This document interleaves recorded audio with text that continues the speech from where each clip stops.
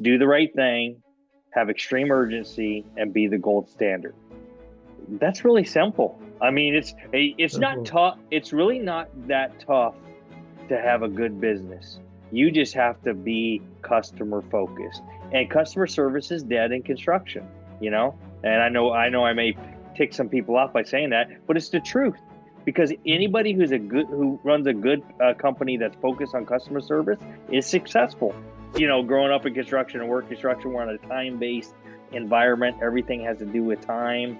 I will tell my customers all the time, is time equals money. You know, if I'm going to ask my staff to work through the weekend to get something done, I'm going to make sure I reward them with something.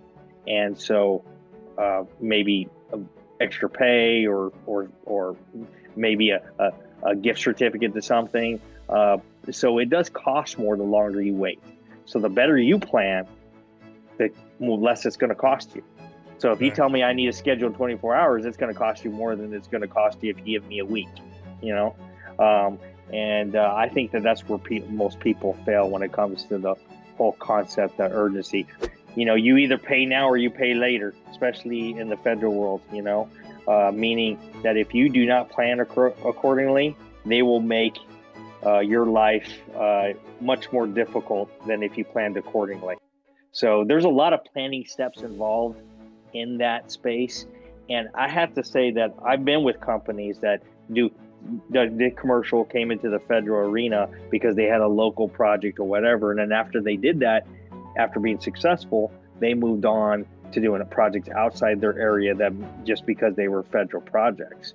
And what I've heard many business owners, many owners, many project managers say is that it made their other side of the business, the commercial side, better. Mm-hmm. And the reason it does is because the planning that is involved with the federal job is tremendous.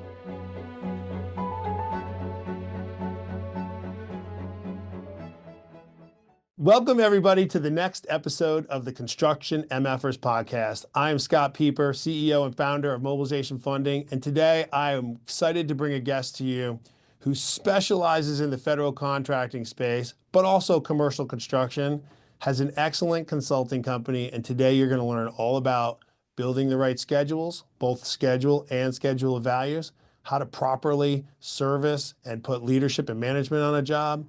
You're going to learn a little bit about his thoughts on bringing the younger generation into the workforce. And also, most importantly, you're going to learn a lot from 30 years of great construction experience, an awesome background in our military, particularly in the Navy, and then afterwards too. Scott Arias, owner and CEO of ACE Consulting. Welcome to the Construction MF'ers, bud. Great name, Scott. Thank you. I'm excited to have you on, and I look forward to hearing about your story. So let's jump right into it. Sounds great. Well, Scott, tell me a little bit about yourself first and foremost, and ACE Consulting and the business. And I always love finding people in the construction world for a couple decades. You got to be a hardened, knowledgeable, patient, perseverance type individual to make it 27 years. So well, give us your story. Or crazy, either one, you know? So, yeah, sure. I grew up in Albuquerque, New Mexico. You ever been there? You know, once passed through New Mexico. I can't remember the little town I was going to. We were going to actually see a job site, and I can't remember this. A little obscure town. It was way out in the middle of nowhere, but we flew into Albuquerque and then drove. Well, every town outside of Albuquerque is a little obscure town. So I grew up in a little town outside of Albuquerque, about 40 miles east of there, and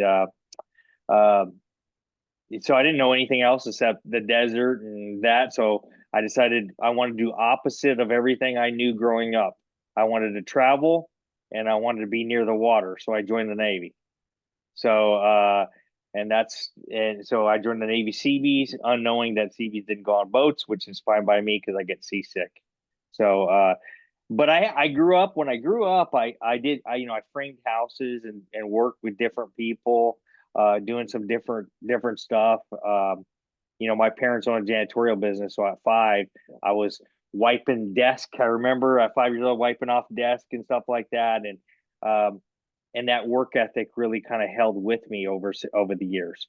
So when I joined the Navy, I just went to various different places. I did 12 years in the Navy. Some of the things I did in the Navy were, I was at Camp David for a period of time, the presidential retreat site. Um, uh, Went all over the world, really building Sigonella, Sicily, Spain, Guam, a lot of different places. Did a recruiting tour, which kind of aligned with my business a little bit, Navy recruiting back in the late '90s, and that was a good tour for me. I was recruited of the year for the Navy, and then after that, I went back to the Seabees, and uh, that's when I was in an accident. I lost my lower left leg in a motorcycle accident right during that period of time. Returned back to active duty after I lost my lower left leg, and then I went to Iraq. It was kind of one of those things that the Navy said, "Congratulations for returning back to active duty. We're going to send you to Iraq." So that's what I did. Actually, it was in Bahrain. So I traveled the Middle Eastern theater. Uh, I was there for Operation Enduring Freedom and Operation Iraqi Freedom. I ended my career there because I fell through an oil platform and busted up my leg. Medevac back to the U.S. and then I was retired. So, um, that's a big mouthful, but that kind of describes the path of my life a little bit. So after I retired from the Navy, I went and built embassies overseas for about 3 more years. Then that travel just got me going back and forth all over the world. I mean, I did a 22-hour plane trip to do a 2-hour meeting. So, Jeez. so 22 back each way?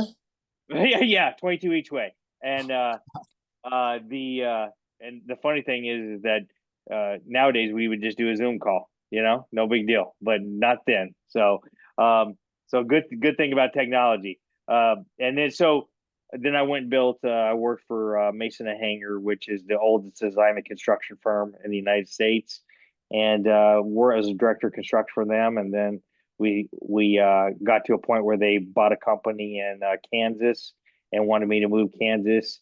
And I live in Kentucky. I always say it's God's country because it really is beautiful It here. really is beautiful, It, man. I love Kentucky. it is awesome. And Lexington specifically because it's a college town. So everything revolves around the University of Kentucky. So when they have a basketball game, you could hear crickets outside. There's nothing going on. So my kids during class during March Madness would watch the March Madness on television at school. That's how Lexington is. Mhm. But then I decided that that's fine. I just open up my own firm. And then I got a call from the Eastern Kentucky University, and he asked me to teach. So I figured, what the heck, I could do both for a little bit, Yeah. and then I shut my eyes and wake up, and it's 10 years later, and I had been at the university for 10 years. I was a tenured professor. I was in charge of the construction management program, and I took my company from making nothing.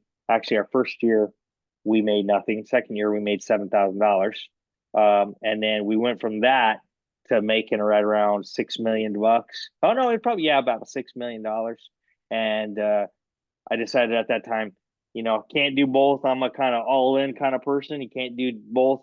So Hard. I decided I retired since I was tenured professor, even though only did 10 years. I retired from there. Uh, and then ran with my company, and we've been on the Inc. 5,000 fastest growing companies for the last 3 years. We grew from about $6 million to we do about 25 million this year.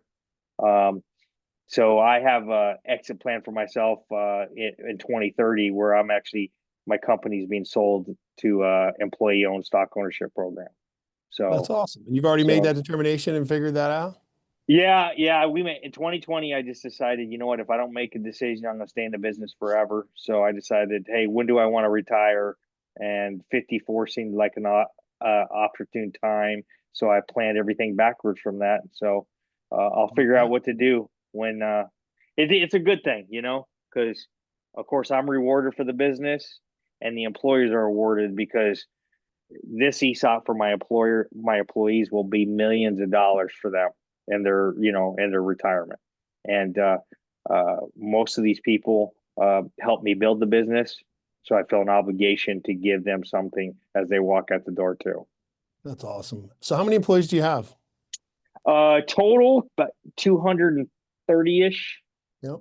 So it goes up and down because we have a lot of people traveling all over the place. So as far as the business goes, and that's what I didn't touch on, That was is going to be my next question. So I was going to be like, okay. all right, now Sorry, tell sorry. me what ACE Consulting is and what do you guys do? You Who do can you come on serve? at me. So what do we do? Really simple. We do the construction division one services, and what that includes is basically four things: training, because I was a former professor, and we have several people who've taught or continue or actively teach currently. So we do various different construction or just project management type trainings, that kind of thing. The second thing we do is physical security.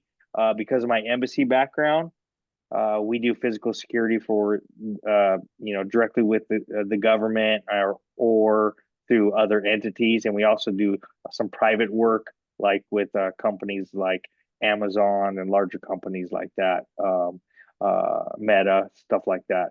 And then that's our newest sector, and then we have Procon, which is uh, all of our project controls. So we do scheduling work, mostly scheduling work, but we do all the pre-construction plan work, including schedules. And then the other side of it is my recruiting background. And my recruiting background, we do construction site staffing. So there are guys, but we staff these jobs all over the United States and overseas, mostly in the federal market, but probably about 80% in the federal market, just because the requirements, a regular project requires a construction superintendent only. A federal job of the same size would require a safety guy, would require a site safety health officer, would require a quality control manager, and then we're required a project superintendent, all with a specific skill set. Like we're seeing a lot of a degreed requirement, in the specification, which makes it really difficult because most people who've worked in the field, came from, like I did. I didn't go to college right out of high school, so we worked in the industry, and I luckily went to college later. I had the opportunity, but so that makes it a little bit difficult, and that's one of the reasons we have such a niche there, because we have those people. So that's what we do. I love it.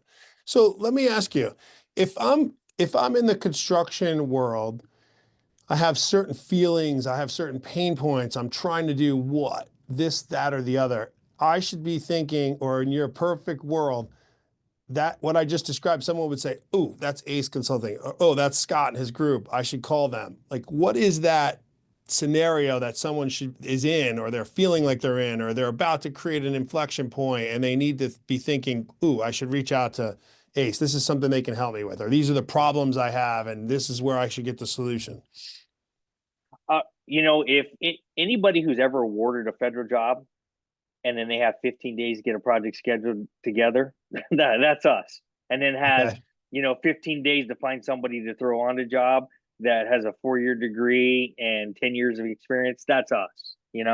So it's really in the federal arena. And, some people ask me, is it the size of the company? Who's your client exactly? Most of them are project managers, that hire us directly because they're CEO of their projects. They Yeah. make those decisions. But we really have a niche within the federal market because there's not too many people who do all Division One services like we do. That's really interesting because we see when I first got into this business in 2013, we'd see a lot of federal contractors coming in about to be awarded a project or were awarded a project. Most often that has to get started within a unreasonably amount of short period of time. And I would be like, how do you don't have the financing for this or the staffing or all these things. I realize this is kind of normal. Like that's a common occurrence. Like, now it's not effective necessarily, and it certainly isn't like the best way to do it, but it happens a lot. It does. It does. We see it every day. So, Yeah. they because they bid it and they're like, well, we don't even know if we're going to win it, so we're just going to roll the dice. So, Right. And you then know, figure it out. Yeah. Then figure yeah, it out. and that's why we have a niche, is because of that. So, Well, that's really interesting because we see that a lot. And so when people plug into you, do they plug into your resources, the people, the personnel, the engineering, the skill sets that like you mentioned, in a consulting fee arrangement, and then you're basically a bolt on for their business for these either human resources or I guess professional service type resources, managerial resources, at least to get started all the way through the project, or sort of is it a bridge the gap till they can sustain it on their own, or how does someone engage with you and your well, company? and that's a good question, and I struggle with this for years because most professional services companies, because that's who we are, um, they do everything on the hour, you know.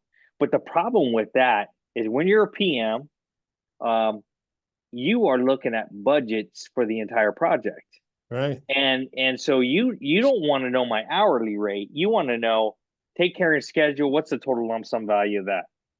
So that's what we do. We give them lump sum values for, like a schedule, or, like our guys. We say, okay, this is, you're committing to this much, between this amount of hours and this amount of hours, which is usually full time. And it's a weekly lump sum of dollar value, you know. So it helps the PMs in their budgeting process because that's what they're worried about. The bottom line, what is it going to cost me? Is it fall in budget or not? Hmm.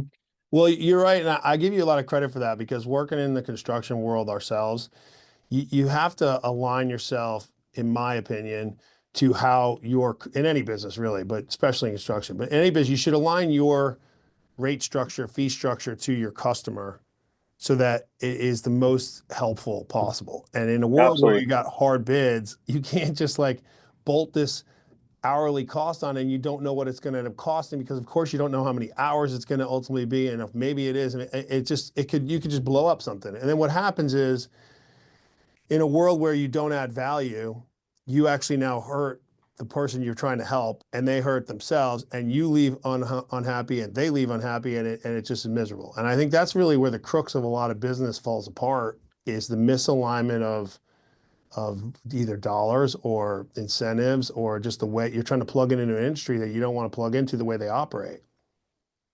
Yeah, and you bring up a very good point, and one of the reasons that we have a client retention rate of between 80 and 90% over the lifetime of our business, and we've collected on everything except for like 0.001% of all the funds we've ever generated for the company. And the reason is we do a good job and we believe in customer service. We have three core values at our company. It's do the right thing, have extreme urgency, and be the gold standard. That's really simple. I mean, it's not Mhm. tough. It's really not that tough to have a good business. You just have to be customer focused. And customer service is dead in construction. And I know I may tick some people off by saying that, but it's the truth. Because anybody who runs a good company that's focused on customer service is successful. The people who don't are not. Customer service, which is right in line with performance, like perform. You got to perform Mm-hmm. and for what you're accomplishing. And you know what? I agree wholeheartedly with you as someone who tries to finance the construction world, and we do. You mentioned crazy when we were talking before we had just started. Like you got to be crazy, right? Being in the construction world Mm-hmm. this long. I've been called that many times. Why would you try to ever enter into this world? But the reality is when you align yourself, and I learned this in this particular journey, when you align yourself to not only helping your customer, but helping your customer's customer succeed, Mm-hmm. that is the next level where now you're making your customer great in their eyes, in their customers' eyes, and that trickles its way down. Because I think too often in the construction industry, you have all of these layers, starting with the bank or the Mm-hmm. developer, and if we're going to talk federal government, let's just take it's the federal government, then it's the contracting officer, then it's the prime, then it's the subcontractor, maybe it's even a sub of a sub, depending on how big they are. And if you're not doing what's best for the contract officer, the prime, and the sub, something's going to happen bad. And if you have to, everybody has to work for the betterment of what helps everyone, which fortunately in construction, it is one thing. Just do the project really well. And so if you just complete the project well and help everybody do it efficiently, it works for everyone. And you can actually take something that's very difficult and has a lot of issues around it and get right to the crux of success for everyone. And then guess what? Everybody ends up making more money. Everyone actually gets the job done and problems get solved. Well, you bring up a very good topic, and this is something I'm really passionate about, and that's it. And it goes back to my teaching days, but it's about ethics, and that's the reason our first core values is do the right thing. First off, I'm a Christian. We run a Christian-based company. That's who we are. We try to treat people, in the way that Jesus Christ would treat people. So, and I say try because it don't always work, but we try. But just doing the right thing is such a when you walk around, it seems like there's a lot of people out there who are wanting just to win on this specific project, or just to make a little bit more money. But what they fail to see is the long-term effects, and that has trickled so bad into the ethics of the way businesses run that now construction education, to get a construction management undergraduate degree, you have to go through 5 different courses that have ethics weaved into the curriculum, like bidding, what's ethical, what's not ethical. And anybody's worked in construction will tell you, that's a concern, but by doing the right thing, and people don't have to check your invoices and think you're going to take them. One time if we've done that several times, we get a check for the entire amount for our schedule when we're only really entitled to 50% of it, or maybe 25% of it because we haven't done the updates or anything like that. We'll write them a check and send it back. And I have the client call me back and go, "Why are you sending me a check?" And I was like, because you made a mistake, and I know most people say, "Are you crazy? Why would you do that?" But the truth is, that's just doing the right thing. Sooner or later, someone's going to notice, and if anybody, you notice. And so if you notice, just doing the right thing, you build a lot of loyalty among your people, a lot of loyalty among your clients. If you talk to any one of our clients, they'll tell you, doing the right thing is a very high priority for us. Yeah. And who else notices is God. And he knows your intent. And I believe wholeheartedly in those Christian values. And when you bring those to your business, which is, against the grain for many, but candidly, we are the same here. When you bring them to your business, people ask me all the time, what was the difference over these years? When did it get better? And I was like, honestly, when we started behaving with our Christian values in business, when we actually leaned into those, brought them up, followed through on them. We have one of our 5 core values is do the right thing also, literally exact same words. Really? Yeah, and it was you stole it. That's patent infringement. I might have, but I'm not patent. I actually stole it from the golden rule, which was in the Bible. Okay, maybe I stole it. It. So I can tell you where I got it from. That's exactly where. But I'm glad we share it because it really is the right thing to do. And if you just do it that way, you'll get rewarded. And I always tell people the reward doesn't necessarily come like 1-to-1. It might not. I might do the right thing with you, and it doesn't mean you're going to reciprocate. It just means it's going to reciprocate some other place. And you're still going to get hurt. Yeah, you're going to get on the edge. Someone's going to take advantage of you doing that way. But overall, you're going to end up better off.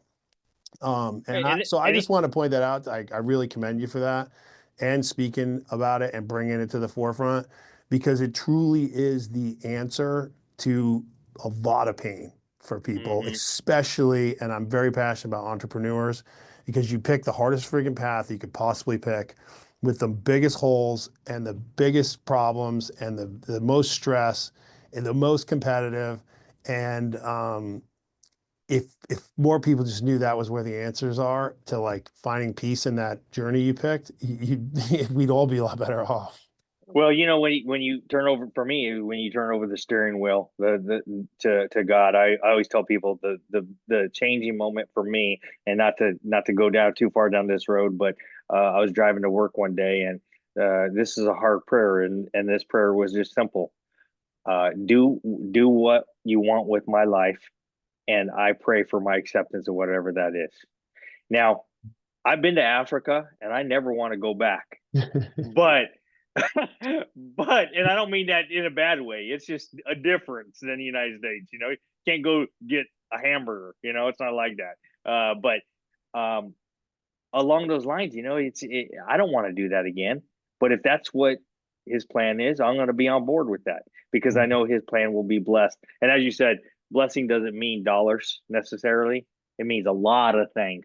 Wow. God's blessed me with dollars, but he's also blessed me with people, relationships, being a change agent for others. I don't advertise this because we try to be in the shadows, but we give 10% of everything we make as a company. We tithe, and we take that money, which are pretty significant dollars. We take that money and we have a organization that vets it for us, and we don't even know where the money goes. And some people ask me sometimes, "Aren't you concerned about that?" And I said, "No, I trust the people that are doing it. And at the end of the day, it's what my intention was, not what happened."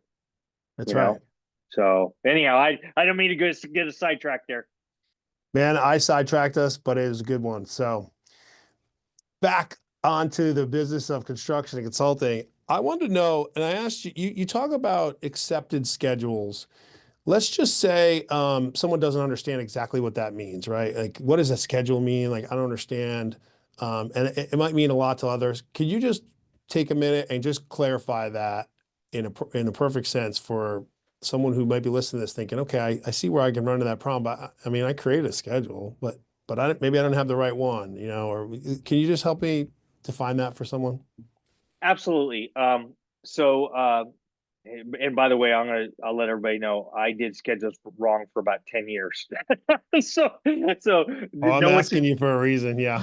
no one should feel bad about that. And I taught scheduling at a university, and that's for a decade, actually a little more than a decade. But so schedules are everything we do in construction is project oriented, meaning it's a finite, it's a finite duration. It has a certain start, certain end.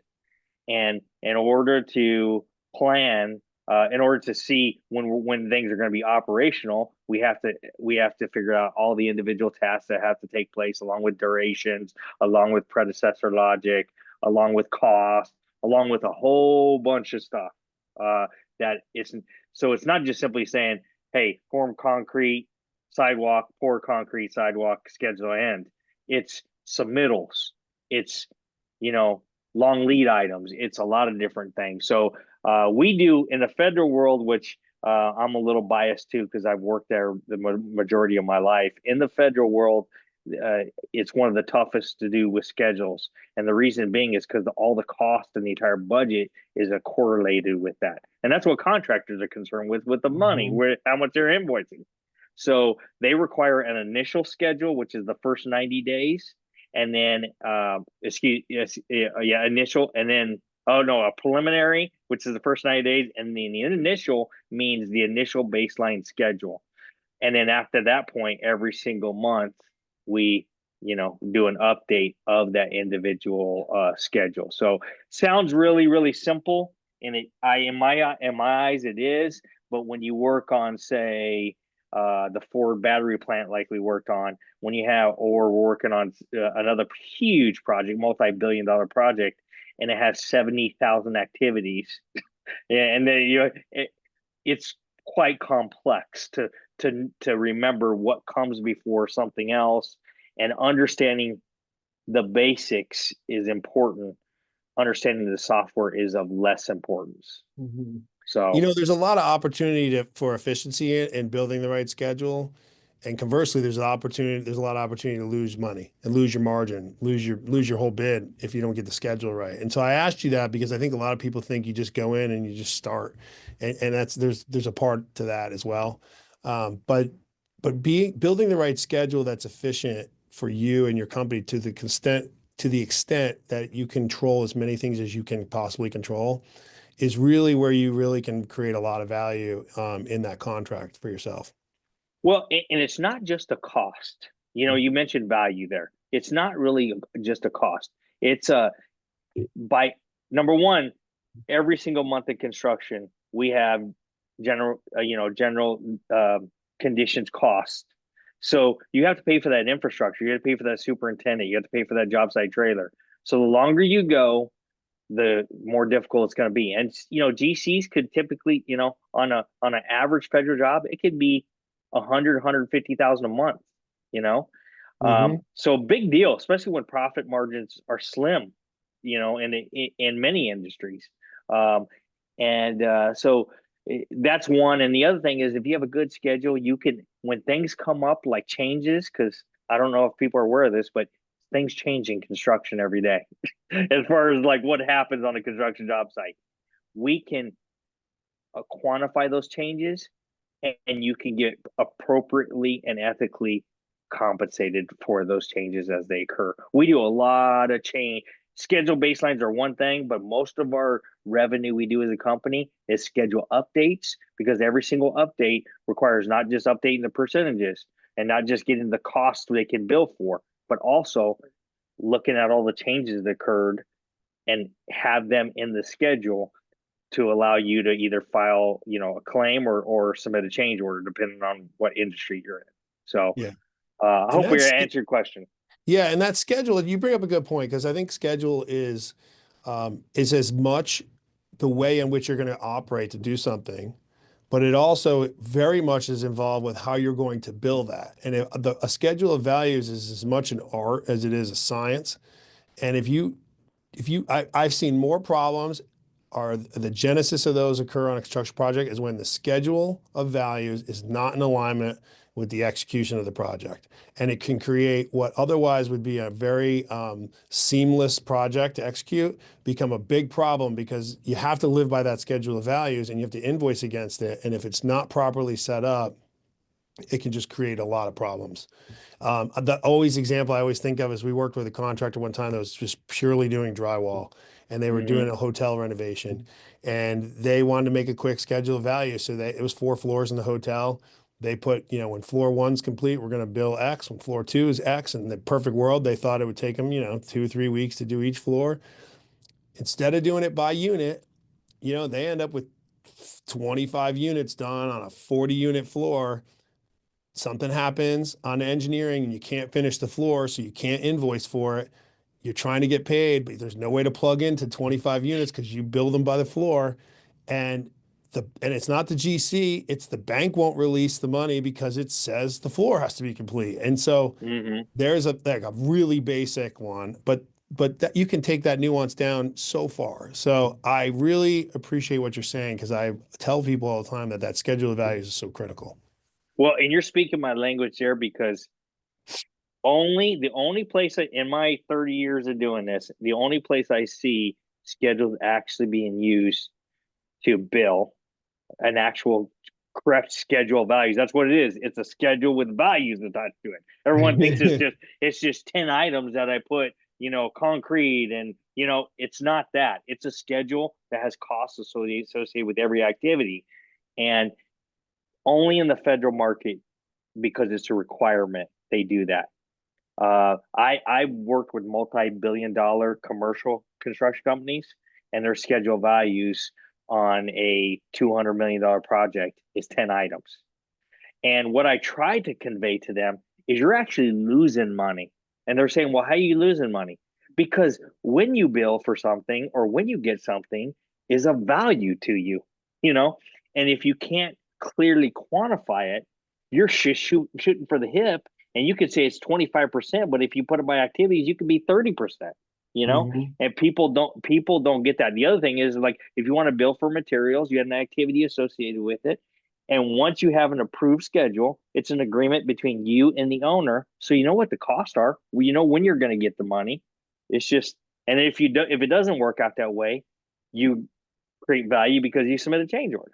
Yeah. So You know what else trickles down on that as you say that too is for someone that, as you're thinking about your subcontractors now underneath that, if you're a subcontractor plugging into to a general contractor, even a very reputable one and creditworthy one, but they don't have the right schedule values, you could have the right one, but they can't get paid. And Hmm. and that can create a litany of issues. And that just to me was one, as you said that, like that would be terrifying, you know. And how often does a sub ask for the general contractor's schedule of values to make sure that it's proper? They don't. They have most of the time you just assume they probably got to figure it out, you know. Yes. Um, but that's really fascinating the way you said that because I thought about it immediately when you brought that up. It's a big issue in construction, and I don't honestly. I wish I knew how to fix it beyond uh, making it require every owner we work for directly. It's something we make sure that we drill into the specifications because it's Mhm. so vitally important. And it prevents so much litigation and so much Right. issues. You know, there's just it solves so many problems. And but anyhow, Yeah, anything that delays payment can create problems on a project way faster than anything else. absolutely. So thinking about back to our typical customer, you know, what is something you see, or maybe it's a couple things, but you know, what is something you see that you would like, you know what, I just wish if every single contractor entering into the federal space or other, maybe it's just in general, knew these two things or these three things. If they just did these better, it would solve 85% of the problems. That's a great question, and I actually get that question often, believe it or not. And this is really simple for me. Submittals, one word, and that's really what it is. I mean, submittals, because in the federal world, it works differently. You cannot, we say it in the commercial world, but they don't do it always. But in the federal world, you truly cannot start a construction activity unless you have all submittals approved. So that includes submittals for safety. It's not just product submittals. It could be a litany of things, But submittals is a huge one, and that's one of the reasons we provide quality control managers is because they're the people. I always tell people that QCMs, quality control managers, are the number one most important person on a project site. And because if they don't do their job, nothing gets done. If they don't ensure that the construction is done, that's the other thing with the federal market. Very, very high on quality.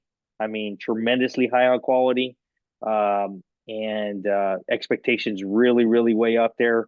And not just the end product, but the process of getting there is very important to the government. So I'd have to say that more than anything. And then the other thing is all the pre-construction requirements. Most of the non-federal jobs don't have those requirements.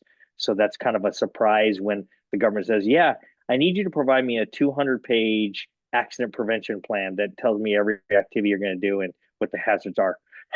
And then as they shut down, they call me. So, and then the other thing is about turning things around quickly, sense of urgency. And then you turn something around in 24 hours or 48 hours. So, Yeah. So, you know, talking about sense of urgency, and I love that's one of your core values as well. I agree with that. So there's a difference between rushing and being urgent. And maybe you could touch on how you explain to companies, owners, founders, you know, leaders of a construction team of some kind, how you or how you ask them to implement that urgency and what it looks like in a typical construction scenario. Maybe it's customer comes to ask you this, or they bring this up to you. How do you frame that for them? And urgency, you're right. There's a difference between rushing and having urgency. Urgency, in my opinion, is going through all the correct steps, but doing stuff in a expedient manner. You know, um, and we figured out real quick. I didn't know my core values when I started the company, but I figured out real quick that sense of urgency is very, very important to everybody in construction. I knew it, growing up in construction and work construction, we're on a time based environment. Everything has to do with time. Um, I will tell my customers all the time is time equals money, you know, if I'm going to ask my staff to work through the weekend to get something done, I'm going to make sure I reward them with something. And so maybe extra pay or maybe a gift certificate to something. So it does cost more the longer you wait. So the better you plan, the less it's going to cost you. So if you Right. tell me I need a schedule in 24 hours, it's going to cost you more than it's going to cost you if you give me a week, you know? And I think that that's where most people fail when it comes to the whole concept of urgency. I mean, we comply with it because we understand we just work in a very urgent industry, you know? So that's why we pick up our phone at 8 o'clock at night, you know, because that's the industry that we are in, you know. So that's what our client does, and that's what we do. Yeah. I say to our team all the time, you got to work when our clients work. If they're working at Mm-hmm. a certain time, certain type of day, the world doesn't operate 9 to 5, not in our world anyway, at least, so No, if you want to get something done and someone's emailing you at 9 o'clock at night and you see it and you're like, oh, it's 9 o'clock at night, I'll respond tomorrow. You might not get a response back ever. It's just, and you know, it's just the way it and is. and what we have a requirement in our company that before you go to bed you check your email. You know, so part of our 40-hour work week, we take Friday afternoon off, and we do that because we spend an hour every single night uh, checking emails, following up with things, and getting things. Of course, if we're busy on Friday, we'll stay the entire day. But I try to normally shoo everybody out of here between 1:30 and 2 on Friday. That's cool. I love that. That's a great idea, actually. It builds a standard. And yeah, it depends on the amount of hours you're working, and I'm sure it's different for every Mm-hmm. role, and obviously that makes a difference, and you got to manage that. Tell me about let's say let's say you're a commercial contractor. A lot of folks listening to the show may not be in the federal space. Some are, a lot are, some aren't. But let's say you're in Mm-hmm. the commercial space and you're thinking about getting to the federal space. What does that person need to know before they go jumping in? I get, and I'll take a step back here. Why would anybody want to do it? And I can the tell truth, you why. Most because they people get think paid. that there's a lot of opportunity there. Yeah. They think there's a lot of good opportunity there. They feel like they may be entitled to that opportunity too because of the geographical location they're in, the type of services they provide, the amount of work in their space that it goes undone or like Mm-hmm. is not bid, or other things, and so they might think I'm going to jump into that. And you're right. I see a lot in the federal market because uh, I'm a service disabled veteran owned small business, a legitimate one. I worked in the construction world. I paid my dues, worked for somebody else, and um, but the SDO, the Service Disabled Veteran Program encourages people who have no background in it at all to open up a construction company and go out and do that work. Well, that's Right. pretty dangerous, to do. And that's, but in the commercial world, and I'm sorry, I forgot your question. I was going down a different road. Yeah, no, I was just saying if you're in the commercial world and you're thinking about jumping into the federal space, like what do they need to know? What should you be know before you go do that? What should you be thinking about? Making sure is right, making sure you go into eyes wide open. Well, I would say the investment in planning, the front end cost of a project is probably huge. They need to be aware of that. Um, you either pay now or you pay later, especially in the federal world, meaning that if you do not plan accordingly, they will make your life much more difficult than if you planned accordingly. So there's a lot of planning steps involved in that space. And I have to say that I've been with companies that do the commercial came into the federal arena because they had a local project or whatever. And then after they did that, after being successful, they moved on to doing projects outside their area that just because they were federal projects. And what I've heard many, many business owners, many, many owners, many, many project managers say is that it made their other side of the business, the commercial side, better. Mhm. And the reason it does is because the planning that is involved with a federal job is tremendous. Sometimes people can say excessive. I won't say that because I work for the government and I want to be nice, but it is definitely well planned, well executed. And if you don't plan well, you will not be successful in the federal world. But inversely, if you're open to it and you absorb it, it can make you better as a company altogether. Okay. I love it. There's a big problem in the commercial construction industry right now, federal or private, that the workforce is going to tap out here, 50% of them in the next 10 years, retire or leave. And there's a big push in the industry to bring the younger generation to construction. What things would you recommend people do, companies do, to start attracting that younger generation into the workforce, to consider construction as an option? And you hit it on the head. AGC, I read a lot of AGC articles, and they talk a lot about the gap being involved there. And I think it's really simple. Either the gap gets filled by contractors through investment in people, or our tax dollars go to some type of investment. And I'm not just talking about skilled trades. I'm also talking about the collared workers also within construction, as I call them, the project managers, those type of people. Yeah. It's a tough industry to be involved with. They require, number one, if you're skilled trades, and even if you're not skilled trades, walking on job sites not necessarily an easy task. I mean, climbing up ladders, doing different things. So, especially when you get as old as me and it becomes much more difficult. But I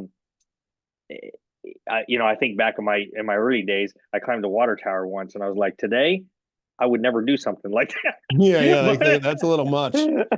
But there is a huge gap, and either we fill it by investment, or it gets filled by something else. And I say technology is one, manufacturing is another. The government is probing this concept of constructing in a manufacturing environment, and then just assembly in the field, and it seems like, well, I remember there was a barracks project I was involved with, and if you don't know what a barracks is, it's basically a college dorm, a whole bunch of young kids, places for them to stay. Anyhow, they built all the rooms in basically a Conex box configuration, and then they stacked them 3 high. I forget how many there were, like 30 long, and then they built a hallway and a roof over all of it. That saved them so much time on the job, and it controlled factors that were difficult to control in the field, like quality, for example. In a manufacturing environment, it's really easy. Every single piece of trim gets cut at this length, and it is that length. In the field, it doesn't work that way. So no. So if we don't do something about the trades, and we don't do something about the project managers and bringing the young people in, and we can't just do it with pay. That's the other thing. Everyone says, well, they think more money is going to solve everything. If you read studies, it'll tell you people don't stay with an organization for money. People stay with the organization for culture.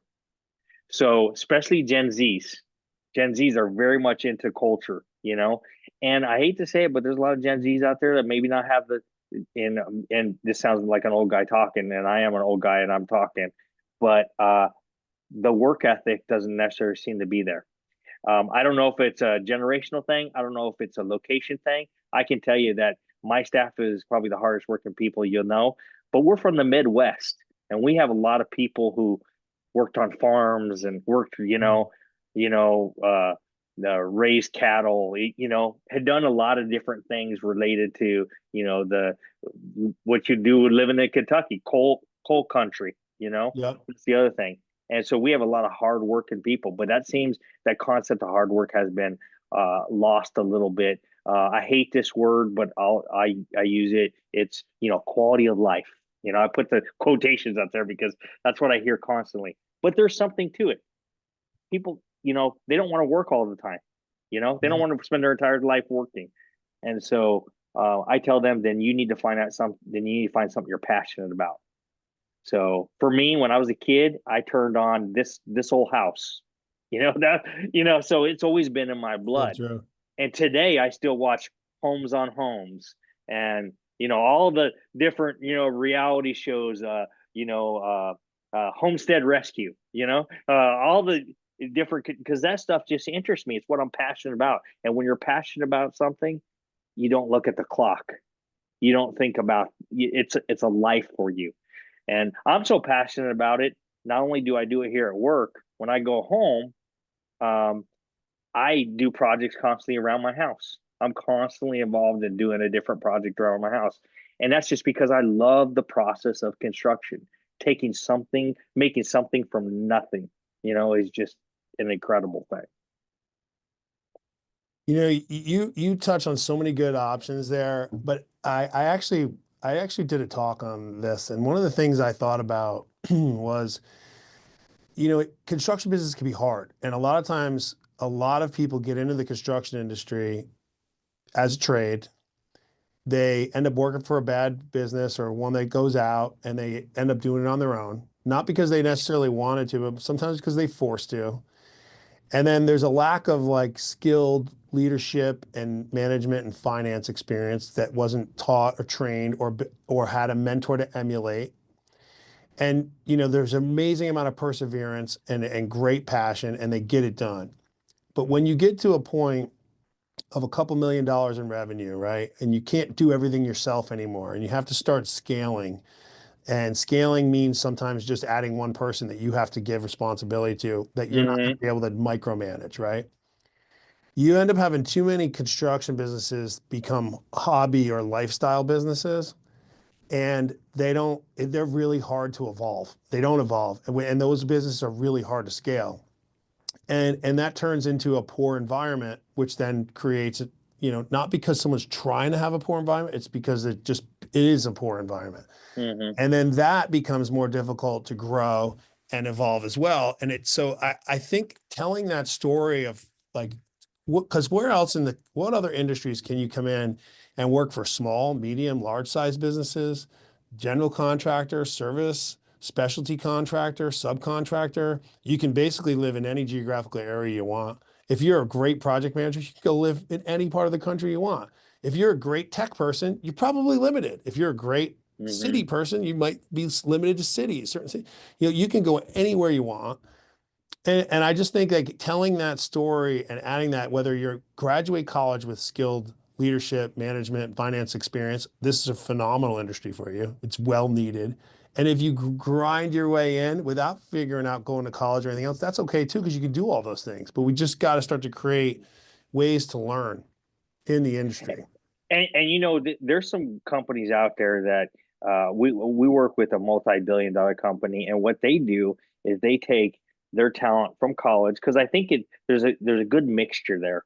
It's not experience or education; it's experience and education. Education. So uh, they take those staff, they put them on a job underneath the superintendent, and that superintendent runs them in the ground for 4 or 5 years. And then I jokingly say that, but they learn through the school hard knocks 4 or 5 years, get understanding of what they're doing, and then they go to the office. But a lot of times, most of those people, they want to stay in the field because the diversity. I always tell people the things you're going to see and the things you're going to be part of. I've seen and done things most people only dream about doing. As far as building stuff, and it's just, I mean, it's not just the building, but it's the entire experience of being involved with that stuff. And we work in a tough industry, and there's a lot of tough people. And if you can survive here, you can survive anywhere. You Yeah. know, so I throw it out as a challenge to the youth of our country, is that, like, whether you're skilled trades or you're in project management, we work in a tough industry, and if you're ready for a challenge, we definitely have a challenge for you. Yeah, and you learning here and piggybacking that somewhere else, if you decide to learn the skills and attributes here and then leave and go to a different industry or serve the industry in some manner outside of the community or a construction company, there's so many opportunities, and those skills will translate way better than learning them somewhere else, I believe. Well, and I wanted to bring up one last thing. You said something that just piqued my remember. I made me remember something. My grandfather was a carpenter, and carpenters back then, when you were a journeyman carpenter, you were held in high prestige. You know, on the job site. I always put it equivalent to, uh, the difference between white collar and blue collar. When you were a journeyman, you were considered a white collar kind of worker. You were highly regarded. People came to you, and um, I love the apprenticeship programs. And I'm not going to get into a union discussion here because I have no opinion one way or the other on it. But the apprenticeship programs altogether, is what we need. We need a good apprenticeship program. We don't need, if you can hold a 4 foot level, you're a mason. We need an apprenticeship program that teaches them the correct way of doing something, the safe way of doing something. And then if we do that, we can create efficiencies and people make more pay, and pay will shoot through the roof. The other thing is compensation. You're not going to find another industry that pays you kind of what we do. I mean, we make a good money in the construction industry. You could be working on a job as an electrician and make six figures easy, and that you don't see that in every industry. In the manufacturing industry, you don't necessarily see that kind of dollars coming down for those people working, actually performing the work where the work really happens. Yeah, it's a fascinating place, man. It really is. I agree. Well, Scott, let me transition to a couple quick questions that we like to call our little like lightning round and see what you can offer up here for us. Think about these right off the top of your head, whatever comes to your mind, just shooting from the hip. Okay. What's the best advice you've ever received? Give thanks in all circumstances. Thessalonians. Give thanks in all circumstances. I love that, man. What's your favorite business book? Never Split the Difference by Chris Voss. It's a great book, by the way. It is. If you have never read that book, you go buy it today. It's a great book. So. Very good. And what do you think is the most underrated skill in the industry? Probably communication. Mm-hmm. Because people call it a soft skill. And when you call it a soft skill, everyone's like, it's not that important. But communication, ability to communicate and persuasively communicate is extremely important. Extremely important. I love that. Well, Scott, tell me how people can find you, find Ace Consulting. What is the best methodology for connecting with you and working with you? Well, if you want to go to my website, it's Ace Consulting. Just go to Google, type in Ace Consulting, and we'll pop right up, aceconsulting.net. Or you can go to my LinkedIn profile, Scott Arias. Last name is Arias, and you can sync up with me, and you can see what we have. I love it. Well, folks, thank you for joining this episode of the Construction MF'ers podcast. Scott, I loved having you on. I loved having you as a guest. I think you've offered some insights today that people are going to really resonate with, man. And there's more than a few things they can jump right into and even implement into their business. And what you're doing and how you're doing it and the way you're going about your business too, I really appreciate it. And I'm glad I learned a lot more about it today. Well, sounds great. I'd love to name your podcast, by the way. I think, what, our customers just started calling us MF'ers, and we had to join into it, but they weren't going to say mobilization funding. It was MF, and then it became, how's my MF'ers? And then, what are my MF'ers doing today? And it just stuck. And they're like, you know what? We're going to just ride with it. Well, it made me actually dial into what it stood for. So that's what. There you go. Yeah, it is. We did use the logo at least and add it in there, but it is MF for mobilization funding, no doubt about it. Well, thank you for having me. I appreciate what you do, getting people on and podcast are where it's at. You're welcome, man. And folks, please let's support Scott, support his business, support him on LinkedIn, connect with us both there. You can find us, Mobilization Funding, on our YouTube channel. You can find me personally on LinkedIn as well as Scott there too and his website. And in the meantime, God bless you all and have a great week.